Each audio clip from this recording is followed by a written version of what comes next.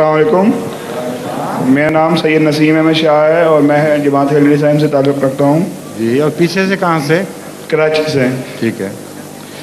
حضور نماز ظہر اور نماز عصر میں ہم ظہر سے یعنی سورت نہیں پڑھتے، تو اس میں کوئی حکمت ہے؟ اکثر دوپہر کے وقت خاموشی کا وقت ہوا کرتا ہے. جی. لیکن جتنی میوزک وغیرہ کی مجلسیں ہیں وہ مغرب کے بعد لگتی ہیں. جی. دیکھیں نا آپ نے. جی جی.